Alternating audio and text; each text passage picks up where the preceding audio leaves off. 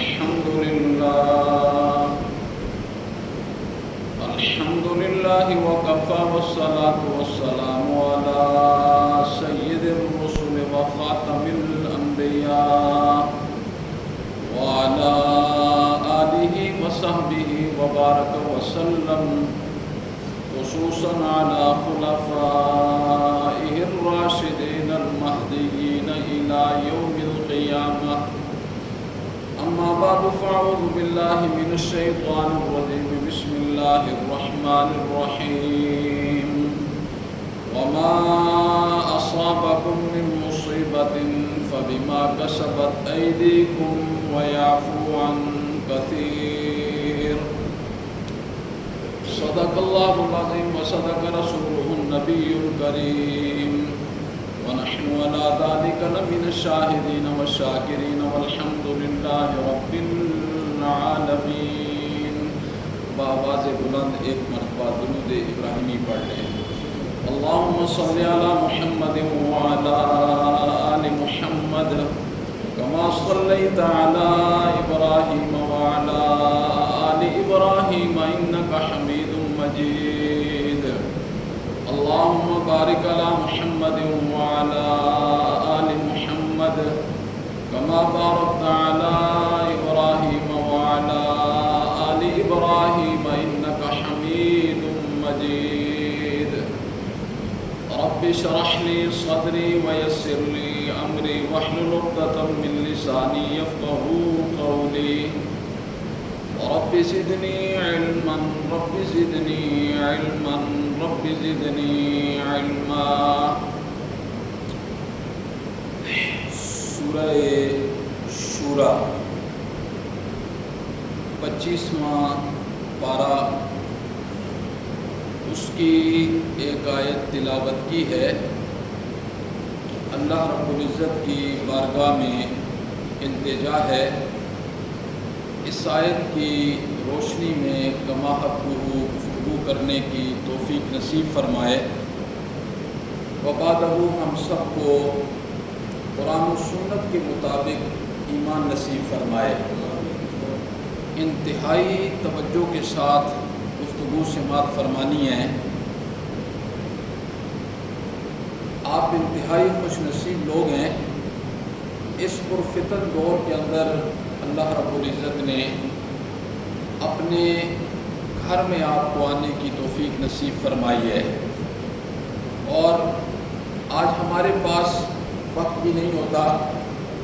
یہ جمعے کی مختصر سی گھڑی کے اندر اگر ہم اپنی توجہ دین اسلام کی طرف کر لیں گے تو انشاءاللہ العزیز ایمان کی بچت کی صورت اللہ پیدا فرما دیں گے.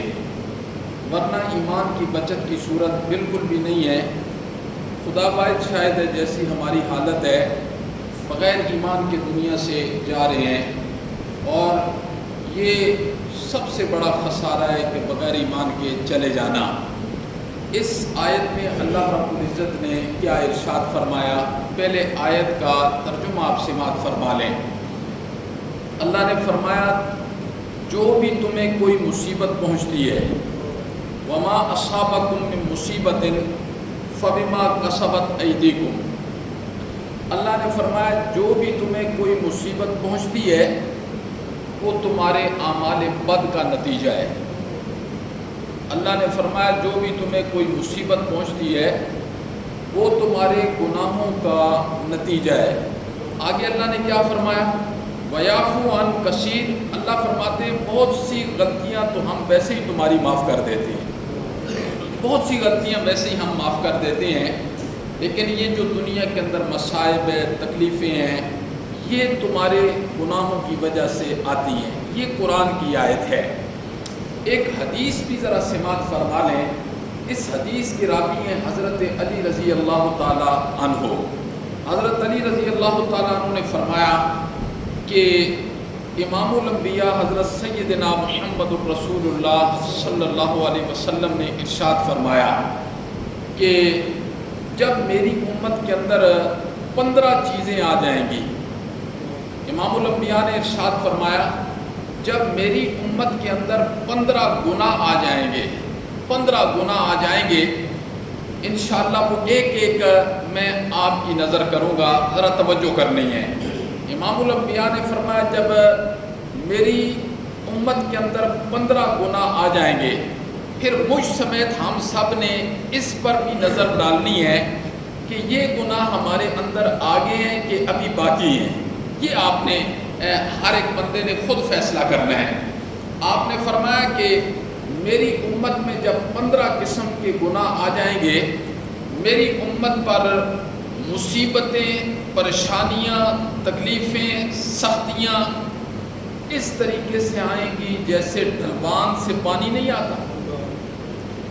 پھر آپ نے فرمایا ظاہر بات ہے کچھ لوگ اس میں ایسے بھی ہوں گے جو ان گناہوں کا شکار نہیں ہوں گے، چونکہ مصیبت آ چکے یا مصیبت آنے والی ہو۔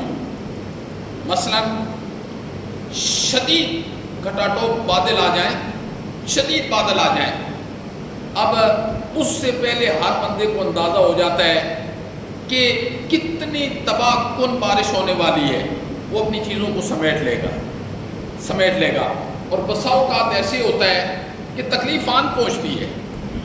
آپ نے فرمایا ان گناہوں کی وجہ سے ماحول اور معاشرے میں بڑی تیزی کے ساتھ اللہ کی طرف سے آفات آئیں گی۔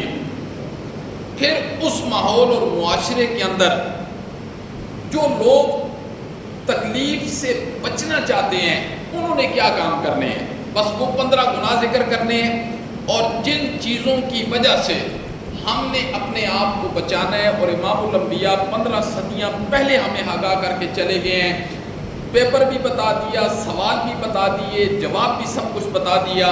پھر اس سے بڑا بدبخت انسان کوئی بھی نہیں ہے کہ سوال بھی بتا دیے جائیں، جواب بھی بتا دیے جائیں، اور پھر وہ دنیا کی زندگی میں اسے حل نہ کرے۔ اس سے بڑا بدبخت انسان پھر کوئی بھی نہیں ہے، بدبختی اس کا مقدر بن جائے گی۔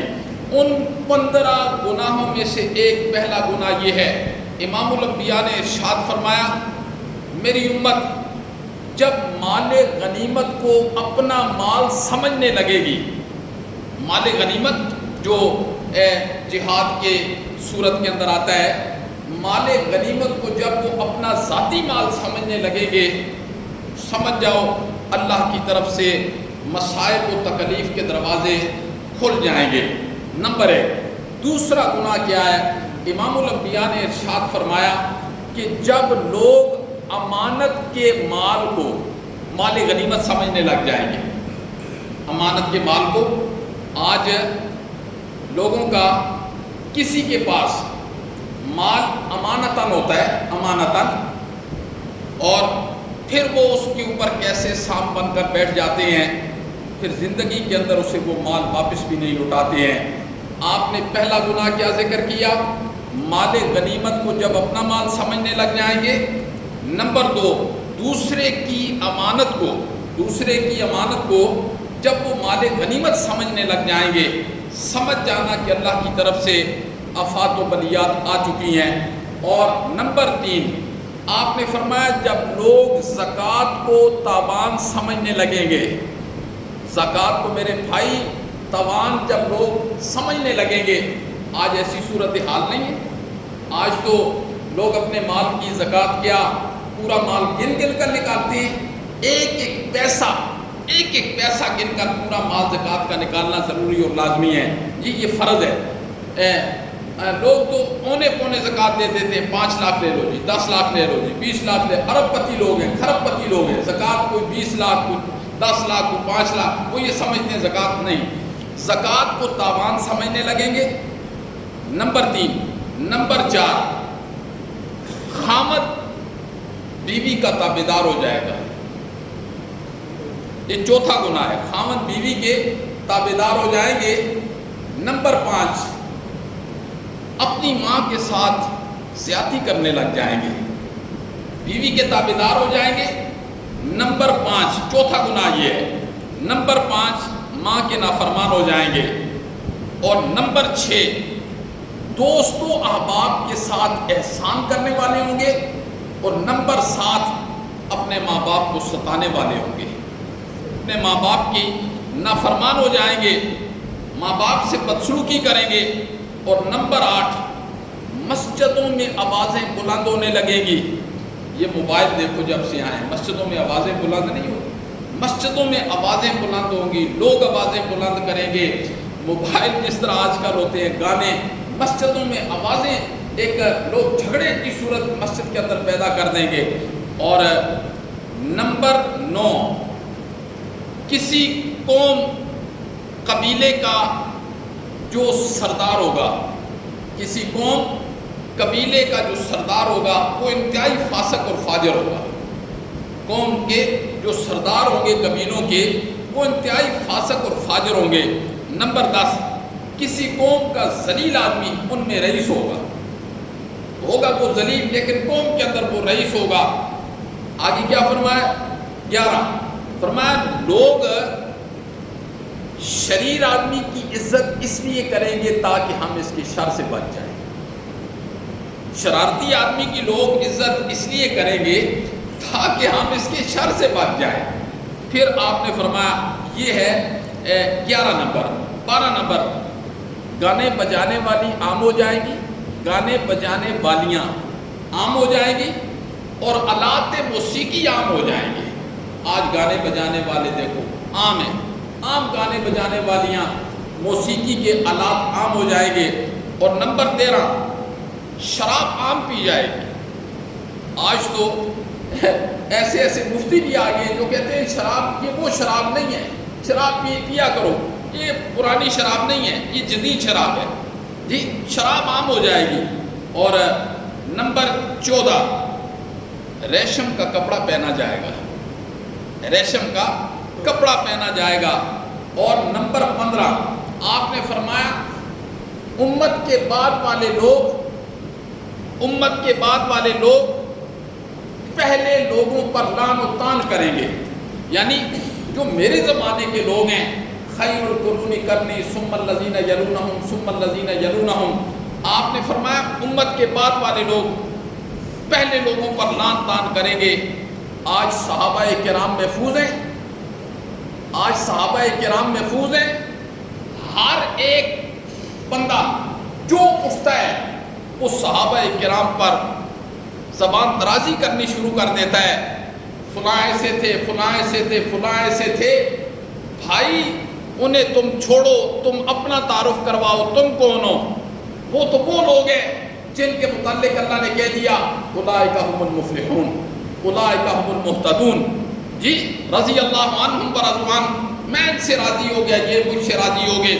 وہ تو وہ لوگ ہیں، اللہ نے فرمایا، جو فتح مکہ سے پہلے مسلمان ہوئے یا فتح مکہ کے بعد مسلمان ہوئے۔ جو فتح مکہ کے بعد والے مسلمان ہیں وہ فتح مکہ کے پہلے والے مسلمانوں کے برابر تو نہیں ہو سکتے، ان کا درجہ بہت بڑا ہے، بہت بڑا ہے۔ کتنا بڑا درجہ ہے؟ آپ نے فرمایا فتح مکہ سے پہلے جس نے ایک کھجور صدقہ کی نا، فتح مکہ کے بعد والا مسلمان احد پہاڑ کے برابر سونا صدقہ کرتے، وہ اس کھجور کے برابر نہیں ہو سکتا، اس کھجور کے برابر نہیں ہو سکتا۔ لیکن اللہ نے فرمایا جو فتح مکہ سے پہلے مسلمان ہوئے، جو فتح مکہ کے بعد مسلمان ہوئے، میں نے سب کے لیے جنت کا فیصلہ کر دیا۔ آپ نے فرمایا 15واں گناہ یہ ہے کہ جب امت کے بعد والے لوگ پہلے والے لوگوں پر لعن طعن کرنا شروع کر دیں گے۔ آج صحابہ کرام پر لعن طعن نہیں کیا جاتا، آج جو میڈیا پر بیٹھا ہوتا ہے، جس طرف اس کی زبان چل پڑتی ہے، جی وہ اس طرح صحابہ کرام پر لعن طعن کرتے ہیں اور اسی طرح مخلوق کو گمراہ کر رہے ہیں۔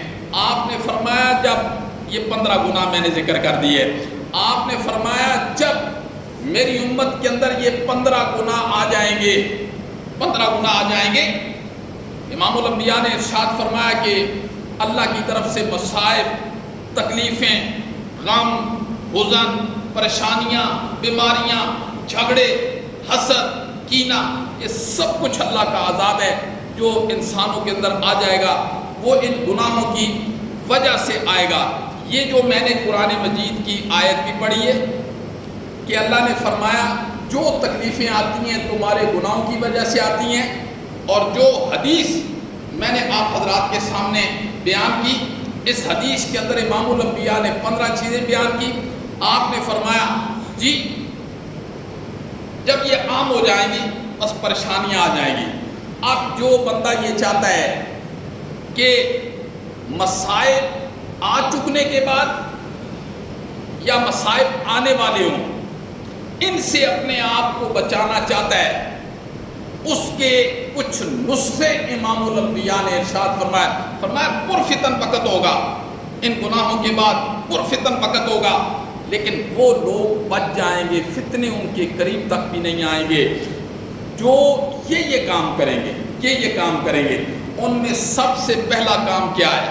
ان میں سب سے پہلا کام امام الانبیاء نے ارشاد فرمایا بندہ استغفار کا معمول جو بنا لے گا، استغفار کا معمول۔ اب استغفار کیا ہے؟ استغفار کیا ہے؟ بہت آسان چیزیں ہیں۔ 5واں کلمہ استغفار، 5واں کلمہ استغفار۔ جی استغفار ہم نے اللہ سے، استغفار کا معنی ہوتا ہے معافی مانگنا، اور معافی کون مانگتا ہے؟ معافی کون مانگتا ہے؟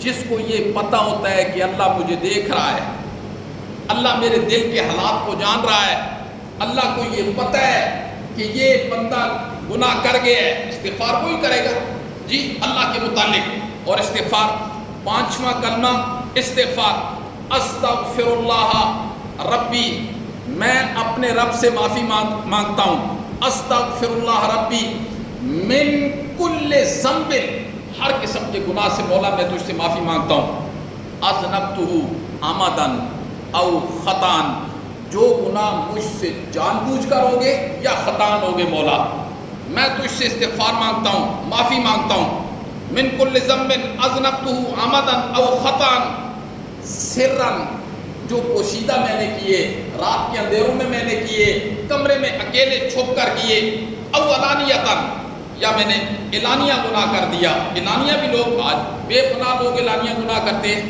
اور بڑے بڑے گناہ کر جاتے ہیں۔ سرن او علانیتاً واتوب الیہ، مولا میں سارے گناہوں سے توبہ کرتا ہوں، واتوب الیہ، اور تیری طرف میں توبہ کر کے جاتا ہوں، من الذنب الذی اعلم ومن الذنب الذی لا اعلم، ان گناہوں سے بھی میں توبہ کرتا ہوں مولا جن کا مجھے پتہ ہے، مولا میں ان گناہوں سے بھی توبہ کرتا ہوں جن کا مجھے پتہ نہیں ہے۔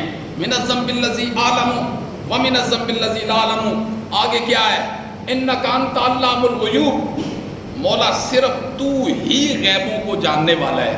کتنا زبردست کلمہ ہے، اور اس کے اندر کیسے زبردست توحید کے الفاظ ہیں۔ امام الانبیاء نے کیسے زبردست جملے سکھائے، انک انت علام الغیوب، مولا غیب جاننے والا صرف تو ہی ہے، تو ہی ہے، انت علام الغیوب وستار العیوب، مولا گناہوں پر پردے ڈالنے والا بھی تو ہے۔ انک انت علام الغیوب وستار العیوب، گناہوں پر پردے ڈالنے والا بھی تو ہے۔ آج ہمارے کتنے گناہ ہیں، اللہ نے پردے ڈالے ہوئے ہیں کہ نہیں ڈالے ہوئے؟ ہم تو محفل میں تو سارے لوگ جنید بغدادی بنتے ہیں جی سارے، لیکن یہ ہر ایک بندے کو پتہ ہے کہ وہ تنہائیوں میں کتنے گناہ کرتا ہے۔ اگر ہمیں ایک دوسرے کے گناہوں کا پتہ چل جائے، ہم تو ساری زندگی موت کے دم تک اس کے سامنے آنکھیں نہ اٹھا سکیں۔ یہ اللہ کی ذات ہے جو پردے کے اندر جی علام الغیوب، مولا تو سارے غیبوں کا جاننے والا ہے، وستار العیوب، مولا تو گناہوں پر پردے ڈالنے والا ہے، ولا حول ولا قوت الا باللہ العلی العظیم، مولا نیکی کرتا ہوں تو تو طاقت دیتا ہے، گناہوں سے بچتا ہوں تو تیری توفیق سے بچتا ہوں۔ ایک بات یہ یاد رکھنی ہے، یہ بڑے درد دل کے ساتھ میں کہوں گا، روزانہ معمول بنا لیں، صبح شام سوتے وقت 6 کلمے ضرور پڑھا کریں، 6 کلمے ضرور پڑھا کریں۔ خدا باعث شاید ہے اس کے اندر جو چیز ہے نا وہ یوں سمجھیں کہ پورے قرآن اور پوری حدیث کا نچوڑ ہے 6 کلموں کے اندر، پورے قرآن 6 کلمے رات کو سوتے وقت، پہلا کلمہ، دوسرا، تیسرا، چوتھا، اگر یاد نہیں ہے نا بڑے آسان الفاظ ہیں، انہیں پہلے یاد کر لیں، پھر کوشش کریں جس طریقے سے یہ 5ویں کلمے کا میں نے آپ کو ترجمہ بتلایا ہے، خدا باعث شاید ہے اتنے زبردست قسم کے اور میٹھے الفاظ ہیں نا، اگر انسان سمجھنا چاہے نا اللہ اسے بہت کچھ عطا کر دیتا ہے۔ تو اگر کوئی آدمی اس زمانے میں فتنوں سے بچنا چاہتا ہے تو اسے استغفار کو اپنا معمول بنا لینا چاہیے، اور استغفار کے اندر یہ ساری چیزیں ہیں۔ مولا میرے گناہ کو معاف کر دے، اعلانیہ گناہ، پوشیدہ گناہ، جنہیں میں جانتا ہوں وہ گناہ، جنہیں نہیں جانتا ہوں وہ گناہ، مولا معاف کر دے۔ انشاءاللہ ہم استغفار کا معمول بنائیں گے، اور پھر دیکھیے اللہ کو یہاں استغفار بڑا اس کا وزن ہوگا۔ اللہ رب العزت اور امام الانبیاء نے ارشاد فرمایا جب بندہ استغفار کرتا ہے اللہ اسے ہر غم اور ہر مصیبت سے نجات عطا فرما دیتے ہیں۔ استغفار ایسی چیز ہے جو بندہ استغفار کرے، مجھے میرا اللہ دیکھ رہا ہے، مولا مجھے معاف کر دے، مولا معاف کر دے، اللہ ہر غم اور مصیبت سے اسے نجات عطا فرما دیتے ہیں۔ اللہ اکبر۔ نمبر 2، دوسری چیز استغفار کریں گے اللہ اس وقت جب باقی مخلوق پر اپنی سزا اور عذاب کو اتاریں گے، یہ لوگ بچ جائیں گے۔ نمبر 2، پہلا نمبر ہے استغفار، دوسرا نمبر ہے دعا کرنی۔ آج دعا کا معمول ہی چھوڑ دی ہے، غافل دل سے اللہ کبھی دعا نہیں قبول کرتا۔ دعا کے لیے استحضار کا ہونا، پورا جسم کا ایک عضو تنہائی میں بیٹھ کر دعا ہوتی ہے۔ دعا ہوتی وہ جو تنہائی میں بیٹھ کر ہو، پھر بندہ ہو اور پھر بندے کا اللہ ہو، پھر پتہ چلے پھر بندہ اللہ سے کیسے مانگتا ہے۔ دعا ہوتی تنہائی کے اندر ہے، وہی دعا ہوتی ہے جو تنہائی میں ہوتی ہے۔ تو دعا والا معمول، بندہ اللہ سے دعا کرے۔ جو بندہ اس پرفتن دور میں اللہ سے دعا کرتا رہے گا، مولا میرے ایمان کی حفاظت فرما دے، مولا میرے ایمان کی حفاظت فرما دے، اللہ رب العزت اس کے ایمان کی حفاظت ضرور فرمائیں گے۔ دوسرا کام کیا ہے؟ دعا۔ اللہ اکبر۔ اس دعا والے معمول کو لازمی پکڑنا ہے، لازمی۔ اور اللہ نے کیا فرمایا؟ وَقَالَ رَبُّكُمُ ادْعُونِي أَسْتَجِبْ لَكُمْ إِنَّ الَّذِينَ يَسْتَكْبِرُونَ عَنْ عِبَادَتِي سَيَدْخُلُونَ جَهَنَّمَ دَاخِرِينَ۔ اللہ نے فرمایا مجھ سے مانگا کرو، مجھ سے مانگا کرو۔ اگر مجھ سے نہیں نہ مانگو گے ذلیل کر کے جہنم میں ڈالوں گا۔ یہ واحد اللہ ہی ہے جو کہتا ہے مجھ سے مانگا کرو، باقی مخلوق یہ نہیں کہتی ہے ہم سے مانگا کرو۔ مخلوق کے دروازے پر کوئی چلا جائے، مخلوق اس کو چہرہ بھی نہیں دکھاتی ہے، اسے پتہ چل جائے نا 1 دفعہ 2 دفعہ 3 دفعہ نہیں ہے گھر میں جاؤ واپ، یہ اللہ ہی ہے جو بندے کو کہتا ہے بندہ آ جا میرے دربار پر، میرے در پہ آ، میرے در پہ دستک دے۔ اور بندے کیا ہیں، کس طرف جا رہے ہیں؟ یا ایھا الناس ما غرک بربک الکریم۔ وہ کریم رب کے بارے میں تمہیں کس چیز نے دھوکے میں ڈال دیا ہے؟ آج قبروں پر سجدے ہو رہے ہیں، آج انسانوں کو سجدے کروا رہے ہیں، انسان کو ذلیل کر رہا ہے۔ جو خود کمزور ہے وہ کسی کی کمزوری کو کیا دور کرے گا؟ جسے سجدہ کیا جاتا ہے وہ بھی کمزور ہے، جو سجدہ کرنے والا ہے وہ بھی کمزور ہے۔ کمزور نہیں ہے؟ بولو کمزور نہیں ہے؟ او بھائی ہمیں بھی تو کوئی سمجھاؤ نا۔ اگر قبروں والا دین ہوتا تو نبی پاک صلی اللہ علیہ وسلم کے دنیا سے جانے کے بعد صحابہ کرام قبروں پر نہ جاتے۔ امام الانبیاء کی قبر سے بڑھ کر کوئی قبر ہے؟ اللہ اکبر۔ امام الانبیاء نے دعا کی تھی جاتے ہوئے، مولا میری ایک دعا ہے۔ اللہ نے فرمایا میرے نبی کیا دعا ہے؟ اللہ کے پیغمبر نے فرمایا مولا جس طرح پہلے انبیاء کی قبروں کو لوگوں نے سجدہ گاہ بنایا ہے نا، مولا میری دعا ہے اور اسے قبول کرنا ہے، مولا میری قبر کو سجدہ گاہ نہیں بنانا۔ اللہ نے فرمایا قیامت کی صبح تک میرے پیغمبر آپ کی اس دعا کو ہم نے قبول کر دیا ہے، آپ کی قبر پر کوئی سجدہ قیامت کی صبح تک نہیں ہوگا۔ قیامت کی صبح تک آج ہوتا ہے، اور اللہ نے ایسے لوگوں سے حفاظت کروانی ہے امام الانبیاء کی، روضہ رسول کی نہ۔ یہ پھر بھی ہم جو ہے نا بڑی کوشش کرتے ہیں لوگ تسبیح پاک جالی کو چومنے کی، لیکن وہ نہیں ہونے دیتے۔ بدعت نہیں، شرک نہیں، عرش والے سے مانگو، اس سے دعائیں کرو۔ تو دوسری چیز ہے دعا، اور وہ اللہ کے دروازے پر آ کر دستک دینی ہے۔ مولا میں محتاج ہوں، مولا میں گناہگار ہوں، مولا تو ہی ہے جو مجھے اپنے عذاب سے بچائے گا، مولا مجھے اپنے عذاب سے بچا دے مجھے۔ مولا یہ دنیا کی سرسبز و شادابیاں جو ہیں مولا یہ کسی کام کی نہیں ہیں کسی کام کی۔ اس نے بے وفائی کر دینی ہے، اولاد ہے تو اس نے بے وفائی کرنی ہے، کوئی بھی ہے اس نے بے وفائی کرنی ہے۔ بندے نے اکیلے جانا ہے، اکیلے. اور موت کا کیا معنی ہوتا ہے؟ موت کہتے ہیں انتظامات کے ختم ہو جانے کا نام موت ہے. پھر بندہ کوئی انتظام نہیں کر سکتا. دنیا میں جب روح ہوتی ہے نا، اس پر بھی انشاءاللہ کبھی زندگی رہی نا، پھر آپ کو میں بتاؤں گا کہ موت کا یہ جو معنی ہے نا، انتظام کا ختم ہو جانا، اس کا کیا مطلب ہے. یہ میرا موضوع نہیں ہے. تو دوسری چیز ہے دعا کا کرنا. دعا بہت اللہ سے کرنی ہے، ہر بندے نے کرنی ہے. جی، تنہائیوں میں بیٹھ کر دعا کرنی ہے. دعا کون کرتا ہے؟ جو یہ جانتا ہے کہ اللہ آپ کی خیانت کو بھی جانتا ہے، جو یہ جانتا ہے کہ اللہ میرے دل کے اندر جو کچھ ہے یہ تو ہی جانتا ہے اور کوئی بھی نہیں جانتا، کوئی بھی نہیں جانتا.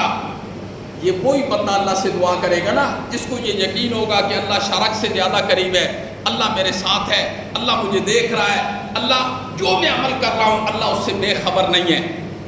ہمارے عقائد تو یقین جانیے عیسائیوں کی طرح بالکل برابر ہو چکے ہیں. جس طرح عیسائیوں کا مذہب تھا نا، عیسائیوں کا آج بھی مذہب ہے کہ ہماری طرف سے حضرت عیسیٰ سولی پر لٹک گئے، اب قیامت تک جتنے عیسائی دنیا کا جو گناہ کریں بس وہ کفارہ ہو گئے. زنا کرو، شراب پیو، چوری کرو، ڈاکہ، جو کچھ بھی کرو، یہ عیسائیوں کا نظریہ ہے. یہ عیسائیوں ہماری طرف سے حضرت عیسیٰ سولی پر لٹک گئے، جی اب ہم جو چاہے کریں ہمارا بھی. اور جو آتے ہیں اتوار والے دن اپنے گرجے میں، وہاں جو پنڈت بیٹھا ہوتا ہے ان کا پادری، اسے کہتے ہیں میں نے پورا ہفتہ یہ گناہ کیے، وہ کہتا ہے مجھے یہ پیسے دے دو، بس گیا ختم ہو گیا. آج ہم بھی ایسے نہیں کرتے، ہم بھی یہی کرتے ہیں میرے بھائی. پورا سال چوری ہے، ڈاکہ ہے، خدا خوفی نہیں ہے، عقائد و نظریات کا پتہ نہیں ہے، نماز کے معنی کا پتہ نہیں ہے، ترجمے کا پتہ نہیں ہے. جی سارا سال اپنی مرضی سے، اور جب 12 ربیع الاول آتا ہے نا، ملا کو بلا کر ختم پڑھائے، پیسے دیے، ہاں جی بس جنت کا ٹکٹ مل گیا. عیسائی بھی تو یہی کرتے ہیں میرے بھائی، جو ہم کرتے ہیں یا جو عیسائی کرتے ہیں ہم بھی تو وہی کرتے ہیں. یہ جو پورا قرآن ہے، پوری حدیث ہے، یہ روزانہ 5 نمازیں ہیں، حقوق اللہ ہیں، حقوق العباد ہیں، زکوٰۃ کی ادائیگی، یہ ساری چیزیں یہ کیا ہیں؟ اگر یہ چیزیں فضول ہوتی تو اللہ رب العزت ان کا قرآن بھی حکم دیتے. یہ کس کے لیے؟ یہ میرے لیے، میرے بھائی آپ کے لیے. سب سے پہلے اپنا نظریہ ٹھیک کرنا، جی پھر بنیادی چیزوں کا. پرسوں کی بات ہے، یہ قاری صاحب بھی میرے پاس بیٹھے ہوئے تھے، بندہ ایک آیا، اس نے کہا جی مسجد میں بیٹھ کے، اس نے کہا جی غسل سے وضو ہو جاتا ہے. میں نے اس سے پوچھا غسل کے کتنے فرض ہیں؟ اس نے کہا جی 5 فرض ہیں. یہی بات ہوئی، اس نے کہا جی 5 فرض ہیں. دکھ نہیں ہوتا کہ زندگی کی 60 بہاریں گزارنے والے بندے کو ابھی تک یہی نہ پتا ہو کہ بھائی غسل کے کتنے فرض ہیں، وضو کے کتنے فرض ہیں؟ یہ مسجد میں بیٹھ کر دکھ نہیں ہوتا؟ اس امت کا کیا بنے گا؟ کس طرف یہ لوگ جا رہے ہیں؟ خدا کے بندو، آخرت بہت سخت ہے، بڑی مشکل ہے، بہت مشکل ہے. کتنی مشکل ہے؟ قرآن نے اس کا نقشہ کھینچا ہے. خدا باید شاید جب قرآن نقشہ کھینچتے ہیں نا کہ ہم کہتے ہیں یہ بے خبر لوگ ہیں بیچارے، مولا انہیں خبر دے دے، مولا انہیں خبر دے دے. اس لیے اس امت کو جو کام دیا گیا ہے انبیاء کا کام دیا گیا ہے، انبیاء کا. ہر آدمی کے ذمہ ہے اس امت کا کام. اب نبیوں کا آنا نہیں ہے، اس لیے ذرا خیال کریں. وقت بہت مختصر رہ گئے. آج دنیا بے خبر ہے، اس نے یہی سمجھا ہے کہ دنیا ہی سب کچھ ہے. وہ کہتے ہیں بس جس نے یہ جہان دیکھ لیا نا، پر ٹھیک ہے آگے کس نے دیکھنا ہے، جائیں گے تو دیکھی جائے گی، یہ لوگ کہتے ہیں. لیکن اس وقت تک قرآن کیا کہتا ہے؟ جب اہل جہنم میں لوگ چلے جائیں گے نا، لوگ کیا کہیں گے؟ وَنَادَوْا يَا مَالِكَ، پکاریں گے مالک کو. کیا کہیں گے؟ مالک اپنے رب کو کہنا ہمیں بھی فیصلہ کر دے جس طرح جانوروں کو جی مٹی کے ساتھ مٹی کر دی ہے. اللہ کہیں گے نا، نہیں. الم یاتکم نذیر، اللہ کہیں گے تمہارے پاس کوئی ڈرانے والے نہیں آئے تھے؟ آگے سے وہ کیا کہیں گے؟ قالوا بلا قد جاءنا، مولا ہمارے پاس آئے تھے، فکذبنا، ہم نے انہیں جھٹلا دیا. ہم نے کہا ویسے کہانیاں ہیں، کدھر دوزخ ہے، یہ مولا کی باتیں ہیں، یہ تو ہمیں بتایا تھا انہوں نے، لیکن ہم نے انہیں جھٹلا دیا. جی میرے بھائی، پھر وہاں پیچھے کا دروازہ سارا بند ہو جائے گا. ہم جو کلپ رہے ہیں، آپ کو یہ کہہ رہے ہیں اپنا نظریہ ٹھیک کرو، اپنا عقیدہ ٹھیک کرو. یہ پرفتن دور کے اندر آپ کو جمعے کے 20-25 منٹ، آدھا گھنٹہ، پونا گھنٹہ ملتا ہے دینی گفتگو سننے کا. باقی آپ کے پاس بھی ٹائم نہیں ہے دینی گفتگو سننے کا. کم از کم جمعے والے دن جو گفتگو ہو، یہ ایسی گفتگو ہو فائدہ مند ہم سب کے لیے کہ ہم اس گفتگو کے مطابق ہم اپنے اللہ کو پہچان جائیں. تو دوسری چیز کیا ہوگی؟ دعا۔ پہلی چیز ہے استغفار، دوسری چیز ہے دعا۔ دعا جو ہے نا یہ کثرت کے ساتھ کرنی ہے، اور اللہ رب العزت جو بندہ اللہ سے نہیں مانگتا اللہ رب العزت اس سے ناراض ہوتے ہیں، اس سے ناراض ہوتے ہیں۔ اس لیے کہ نبی پاک صلی اللہ علیہ وسلم نے فرمایا الدعاء هو العبادہ، دعا ہی اصل عبادت ہے، دعا ہی اصل عبادت ہے۔ جی دعا کو لازم پکڑنا۔ یہ جو 15 گناہ میں نے ذکر کیے ہیں نا، اگر ان گناہوں کی وجہ سے آنے والے عذاب سے کوئی بچنا چاہتا ہے، وہ استغفار کو 5واں کلمہ پڑھا کرے، اس کے ایک ایک جملے پر غور کیا کرے، پھر اللہ سے تنہائیوں میں بیٹھ کر دعا کیا کرے۔ اور نمبر 3 صدقات و خیرات کا معمول بنانا، صدقہ کرنا۔ امام الانبیاء نے فرمایا روزانہ بندہ تڑکے کے وقت صدقہ کرے، صبح تڑکے کے وقت۔ کیا مطلب؟ جو بندہ تڑکے کے وقت صدقہ کرے گا اس سے آگے مصائب نہیں جا سکتے ہیں، مصائب اس سے پیچھے ہوں گے۔ اس کی بہترین صورت یہ ہے کہ ہر بندے نے اپنے گھر میں ایک گلہ رکھا ہو، کوئی جگہ رکھی ہو، روزانہ کا صدقہ اس میں 20 روپے ڈال دے، 10 روپے ڈال دے، 50 روپے ڈال دے، اپنی حیثیت کے مطابق روزانہ، اور یہ نیت کرے مولا یہ تیری رضا کی خاطر صدقہ ہے۔ جی جب وہ 2000-2500 ہو جائے وہ کسی اپنے قریبی رشتہ دار کو دے دے، دوست کو، جو مستحق بندہ ہے اسے دے دے، اور نیت تو ظاہر اس کی یہی ہوگی انشاءاللہ العزیز اللہ رب العزت اسے دنیا کے مصائب سے، یہ آسان چیزیں نہیں ہیں، آسان چیزیں ہیں بہت زیادہ، لیکن ان کا معمول انسان اپنی زندگی کے اندر بنائے۔ روزانہ کا معمول ہو استغفار کرنے کا، روزانہ کا معمول ہو انسان کا دعا کرنے کا، روزانہ کا معمول ہو انسان کا صدقات و خیرات۔ 5 روپے ڈال سکتا ہے تو ڈالے۔ کیوں؟ نبی پاک صلی اللہ علیہ وسلم کی ایک حدیث ہے، آپ نے فرمایا اتقوا النار ولو بشق تمر، آگ سے اپنے آپ کو بچاؤ اگرچہ اس کے بدلے میں کھجور کا ایک ٹکڑا ہی کیوں نہ دینا پڑے۔ یہ نہیں ہے کہ لاکھوں کروڑوں ہزاروں 100 میں صدقہ، نہ، آپ نے فرمایا ایک کھجور بھی صدقہ کر دیا کرو، اللہ اس کے بدلے میں بھی تمہیں کیا کر دے گا؟ جہنم کی آگ سے اللہ رب العزت تمہیں بچا دے گا۔ تو اس لیے، اور صدقہ اللہ کے غصے کو ٹھنڈا کر دیتا ہے، انسان کو بری موت سے بچا دیتا ہے۔ تو یہ بھی انسان اپنی زندگی کے اندر معمول رکھے۔ جی قرب و جوار میں کسی کی بہن غریب ہوتی ہے، کسی کا بھائی غریب ہوتا ہے، جی اگرچہ وہ تمہارے دشمنی کیوں نہیں ہے، کوئی بات نہیں ہے، مزہ تو تب ہے کہ اگر وہ تمہارے ساتھ نہیں نیکی کرتے، بد اخلاقی کرتے ہیں، تم تو کر سکتے ہو ان کے ساتھ نیکی، کسی طریقے سے کر دو، جی سامنے نہیں آتے تو کسی طریقے سے پہنچا دو، لیکن یہ اللہ رب العزت کو پسند پڑا ہے۔ اس سے انسان کا تکبر ختم ہو جاتا ہے، اس سے انسان کے اندر عاجزی اور انکساری آتی ہے۔ لیکن آج سب سے مشکل کام جو ہے نا، ہٹ درمی، ضد، ایک گردن کا سریا، اسے توڑنا بہت مشکل ہے، ہر ایک کے لیے مشکل ہے۔ جس بندے نے اس کو توڑ دیا نا، وہ بندہ مسلمان بن گیا، وہ بندہ انسان بن جاتا ہے۔ تو تیسری چیز ہے صدقات و خیرات کا معمول بنانا۔ اللہ اکبر۔ اور دیکھو اللہ اکبر، صحابہ کرام کا ایمان کیسا تھا، کیسے لوگ تھے۔ میں نے ایک روایت پڑھی اور یقین جانیے پھر میں سوچنے لگ گیا، میں نے کہا اگر صحابہ کرام کے مقابلے میں ہم اس دور کے مسلمان جو ہے نا اپنے آپ کو رکھیں، یقین جانیے مسلمان ہی نہیں لگتے ہیں۔ خدا باعث شاید حضرت عبداللہ ابن عمر کا ایک واقعہ میں نے پڑھا۔ حضرت عبداللہ ابن عمر ایک سفر پر جا رہے تھے، بیگم بھی ساتھ تھی، گھر والے بھی ساتھ تھے، غالباً عمرے کا سفر تھا۔ تو ایک جگہ پڑاؤ کیا نا، تو حضرت عبداللہ ابن عمر کی طبیعت خراب ہوئی، تو اپنی بیگم سے انہوں نے کہا کہ مچھلی کھانے کو دل کرتا ہے میرا۔ تو ایک ہی مچھلی ملی اس علاقے سے، بیگم گئی کہیں سے، ایک ہی مچھلی ملی، تو باقی کھانا تھا، انہوں نے کہا میری طبیعت اس وقت مچھلی کی کھانے کو ہو رہی ہے۔ تو بیگم کہتی ہے میں نے مچھلی بنائی، مچھلی بنا کے بھون کے بالکل سامنے لا کے رکھی نا، ایک سائل آ گیا، حضرت عبداللہ ابن عمر نے اٹھا کے اس کو دے دی۔ تو حضرت عبداللہ ابن عمر کہتے ہیں میری بیوی نے مجھے کہا حضرت کھانا تو ہمارے پاس اور بھی بہت تھا، آپ مچھلی کھا لیتے، ہم جو ہے نا اور دے دیں سائل کو۔ انہوں نے قرآن کی آیت پڑھی، انہوں نے فرمایا لن تنالوا البر حتى تنفقوا مما تحبون۔ اللہ نے فرمایا بہت اونچا درجہ لینا چاہتے ہو نا تو پھر اپنی پسندیدہ چیز کو صدقہ کر دو۔ تو ثواب تو اس پر بھی مجھے مل جانا تھا، لیکن میں قرآن کی اس آیت پر عمل اب میں نے کیا، اللہ مجھے زیادہ ثواب دے گی۔ حالت ان کی کیا ہے، بیمار ہیں، سفر ہے، سب کچھ ہے، لیکن وہ لوگ نیکیوں کے کس قدر حریص ہیں۔ آج ہم کیا کرتے ہیں، ہم تو یقین جانیے صدقے میں انتہائی گھٹیا اور کم تر چیز جو ہے نا وہ جو ہمارے کام کی نہیں رہتی وہ اس کو دے دو، فلانے کو دے دو، لیکن صدقہ بھی ایسا ہونا چاہیے جس سے اگلے کی ضرورت پوری ہو جائے۔ لیکن آج ہمارے صدقے کے جو اس ماحول میں طریقے ہیں نا وہ بھی میرے ہیں، قرآن و سنت میں وہ طریقے نہیں ہیں جو کوئی لوگ ہیں کسی کے سر سے کوئی چیز پھیر کے، سب شرک ہے، سب بدعات ہے، سب رسومات ہیں، لوگوں کے سر سے پھیر کر دے دو جی، پرندوں کے سامنے جی، او بھائی ثواب ہے لیکن صدقہ انسانوں پر ہی ہے، صدقہ انسانوں پر ہے۔ آپ کا پڑوسی جو ہے بھوکا مر رہا ہے، آپ پرندوں کے سامنے چیزیں پھینک رہے ہو۔ اللہ نے فرمایا پرندہ کوئی بھوکا نہیں جاتا، صبح اپنے گھونسلے سے خالی پیٹ نکلتے ہیں، رات کو اپنے گھونسلوں میں فل پیٹ کے ساتھ سوتے ہیں جی۔ تو انسانوں کا خیال کیا کرو۔ تو تیسری چیز ہے صدقہ، وقت نہیں ہے تفصیل کا۔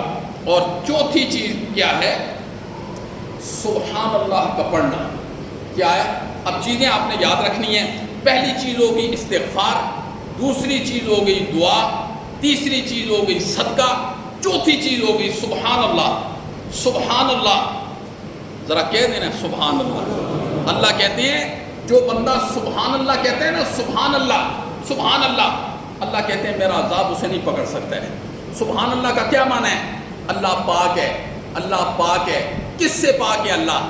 جی میرا جسم پاک ہے گندگی سے، کپڑا پاک ہے پلیتی سے، یہ مسجد پاک ہے گندگی سے۔ اللہ کی طرف جب پاکی کی نسبت آتی ہے تو کیا مطلب ہوتا ہے؟ اللہ کی طرف جب پاکی کی نسبت آتی ہے تو معنی ہوتا ہے اللہ شریکوں سے پاک ہے، اللہ کا کوئی شریک نہیں ہے، نہ کوئی نبی اللہ کا شریک ہے، نہ کوئی عرشی اور نہ فرشی، نہ نوری اور نہ ناری، نہ کوئی زندہ اور نہ مردہ، نہ حجر اور نہ شجر، اللہ کا کوئی شریک نہیں ہے۔ یہ سارے کے سارے اللہ کی مخلوقات ہیں۔ یہ عقیدہ بنانا یہ بڑا ضروری اور لازمی ہے، اس کے بغیر بندہ نہ مومن ہو سکتا ہے نہ مسلمان ہو سکتا ہے اگر اس کا یہ عقیدہ نہیں ہے۔ اور آج عقیدے کی تو بات ہی کوئی بھی نہیں کرتا۔ آج تو لوگ اوپر درخت سے پھل اتارتے ہیں، او بھائی جب جڑ مضبوط ہوگی، درخت مضبوط ہوگا تو پھل ہوں گے۔ عقیدے کی تو کوئی بات ہی نہیں کرتا، نہ عقیدے کو سمجھنے کی ضرورت محسوس کی جاتی ہے۔ سب سے بنیادی چیز، اور میں نے آج حضرت علی رضی اللہ تعالیٰ عنہ کی ایک روایت پڑھی، انشاءاللہ بھی میں سناتا ہوں۔ ایک جو ہے نا جسم کام گیا، خدا باعث شاید ہے۔ یہ لوگ بیچارے کس طرف جا رہے ہیں؟ یہ اللہ کی کتاب ہے، ہم چیخو پکار کے آپ کو کہہ رہے ہیں عقیدہ بناؤ، نظریہ بناؤ۔ انشاءاللہ جو عقائد و نظریات کی باتیں ہم آپ کو سناتے ہیں نا جی، یہ آپ کو سنائے گا بھی کوئی بھی نہیں۔ اگر ہم سناتے ہیں تو قدردانی کے ساتھ سن لو، نہ جانے ہماری زندگی کا کتنا وقت ہے، دنیا سے چلے جائیں، رزق ختم ہو جائے، لیکن انشاءاللہ باتیں آپ کو قرآن اور سنت کے مطابق ہم بتائیں گے۔ کیوں؟ ہم آپ کے امین ہیں۔ ہماری مثال اسی طرح ہے جس طریقے سے ایک ڈرائیور کی مثال ہوتی ہے، اگر وہ گاڑی ٹھیک چلاتا ہے نا جی، انسان کے بچوں کی طرح چلاتا ہے، تو یہ جو آج جتنے ایکسیڈنٹ ہوتے ہیں یہ ہماری غفلتوں کی وجہ سے ہوتے ہیں۔ اس نے سارے لوگوں کا خیال رکھنا ہوتا ہے۔ اس لیے اگر میرا عقیدہ ٹھیک ہے، میں آپ کے عقیدے کو ٹھیک کرنے کی فکر کروں گا، انشاءاللہ جنت کے دروازے تک پہنچا دوں گا۔ لیکن اگر میرا یہ عقیدہ ٹھیک نہیں ہوگا جی، گاڑی ہے کراچی کی، وہ پشاور کی طرف چل پڑے تو لوگ جائیں گے کراچی؟ کیسے جائیں گے؟ یہ قرآن عقیدہ اور نظریہ بتلاتا ہے۔ تو سبحان اللہ کہنا، اور یہ حضرت کعب کی روایت ہے۔ اور سبحان اللہ کے کتنے فضائل ہیں۔ اللہ نے قرآن میں کیا فرمایا؟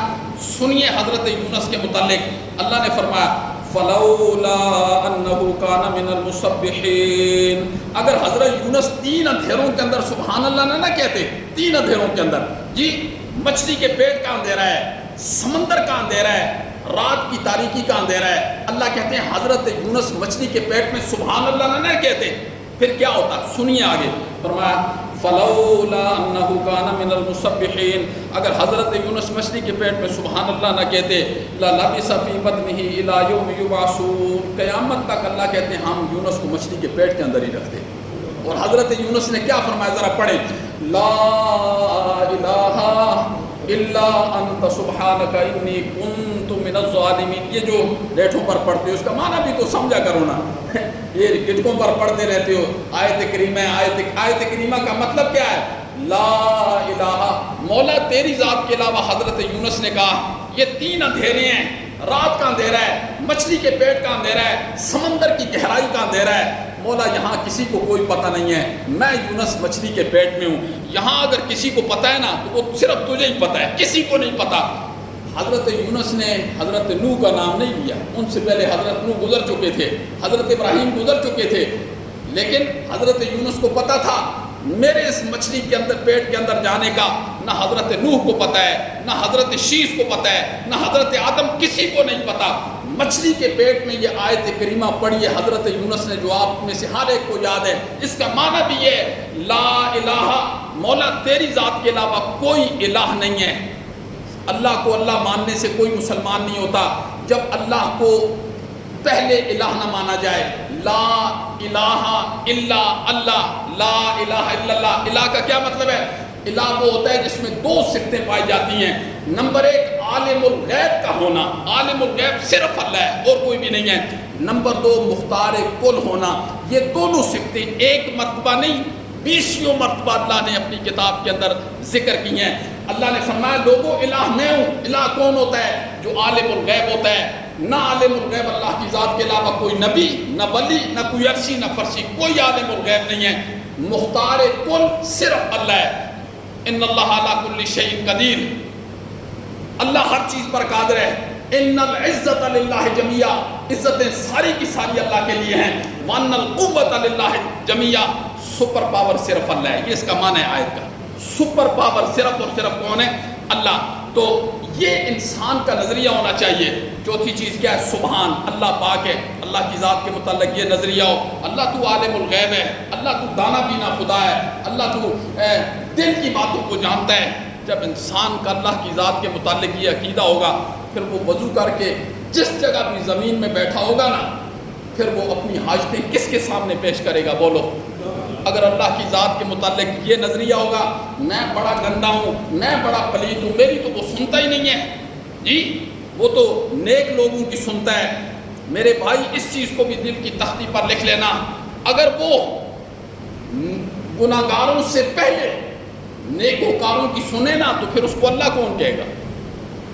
اگر وہ گناہگاروں کو چھوڑ کر نیکوں کی سنتا ہے اسے اللہ کون کہتا ہے؟ رب کہتے ہی اسے ہیں جو نیکوں سے پہلے گناہگاروں کی سنتا ہے۔ رب کسے کہتے ہیں؟ جو نیکوں سے پہلے گناہگاروں کی سنتا ہے، اسی کو تو رب کہیں گے نا۔ اگر رب صرف نیکوکاروں کی سنتا ہے، گناہگاروں کی نہیں سنتا، تو اس کو رب کون کہے گا؟ اسی لیے اللہ نے فرمایا وَقَالَ رَبُّكُمُ ادْعُونِي أَسْتَجِبْ لَكُمْ إِنَّ الَّذِينَ يَسْتَكْبِرُونَ عَنْ عِبَادَتِي سَيَدْخُلُونَ جَهَنَّمَ دَاخِرِينَ، الٹا کر کے جہنم میں پھینکوں گا جو مجھ سے نہیں مانگے گا۔ لہٰذا یہ نظریہ بنا لو میرے محترم، اللہ عالم الغیب ہے، اللہ مختار کل ہے، ہم نے مانگنا ہے تو صرف اللہ سے مانگنا ہے۔ انشاءاللہ جو قدر اللہ نے آپ کی کرنی ہے نا، جی لوگ میں کہتا ہوں میرے پاس آؤ، کچھ لے کے آؤ گے تو کچھ لے کے جاؤ گے، خالی ہاتھ آؤ گے تو خالی ہاتھ جاؤ گے۔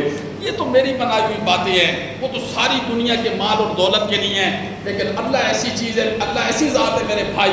جی ایک گناہگار جائے گا نا، یہ درویش کی بات دل کی تختی پر لکھ لو، انشاءاللہ آزما لو، آج کے بعد اللہ کے دربار پر جاؤ اور کوئی حاجت پیش کرو، انشاءاللہ مجھے امید ہے اللہ رب العزت آپ کے دل کا یقین اپنی ذات کے ساتھ اتنا پختہ کر دے گا نا کہ دنیا کی حقیقت آپ کے سامنے واضح ہو جائے۔ ویسے تو قرآن کے بغیر دنیا کی حقیقت سمجھ بھی کوئی نہیں سکتا۔ میری پھر دعوت ہے آپ کو، یہاں قرآن مجید کا درس ہوتا ہے۔ جی جو لوگ، اگر میں یہاں تک کہنے کے لیے تیار ہوں، جو لوگ روزانہ کے درس میں شریک نہیں نہ ہو سکتے وہ اکٹھے ہو جائیں، مجھے کہیں، میں رات کو 12 بجے، صبح جس وقت کو راضی ہو جائے، پر قرآن کا درس ایک دفعہ سن لو، انشاءاللہ آخرت کے اندر ہمیں دعائیں دو گے کہ مولا تیرا شکر ہے کہ ہمیں بھی قرآن کی اینا کسی نے لگا دی تھی، ورنہ تو اسی طرح لوٹتے رہو گے، کوئی کس طرف جاتا ہے، کوئی کس طرف جاتا ہے۔ جی تو خیر تیسری چیز کیا ہے؟ سبحان اللہ کا کہنا، اور چوتھی چیز لا حول ولا قوت الا باللہ، اسے کثرت سے پڑھا کرو۔ اللہ اکبر۔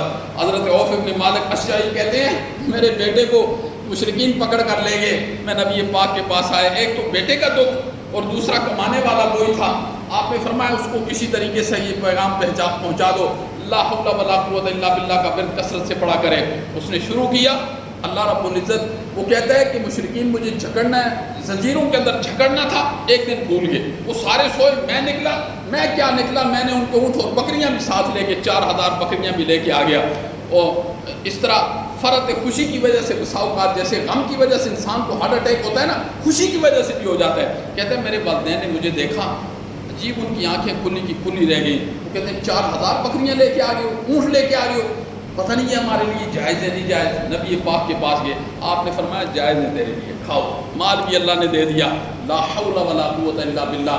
میرے محترم، اللہ رب العزت کے نبی نے ہمیں کیسے نسخے بتائے ہیں، ہم کس طرف جا رہے ہیں، کس طرف جا رہے ہیں۔ نبی پاک صلی اللہ علیہ وسلم نے سب نسخے بتائے ہوئے ہیں، لیکن وزن نہیں ہے ان کا نا، اس لیے کہ سینے کے اندر کیا نہیں ہے، ایمان نہیں ہے۔ اس لیے ایمان ہونا چاہیے اور ایمان مضبوط ہونا چاہیے۔ اگلی بات سنیں، جو مصیبتیں آتی ہیں اکثر گناہوں کی وجہ سے آتی ہیں، لیکن ایمان والوں پر جو مصیبتیں آتی ہیں، ایمان والوں پر جو مصیبتیں آتی ہیں، امام الانبیاء نے فرمایا وہ کس وجہ سے آتی ہیں۔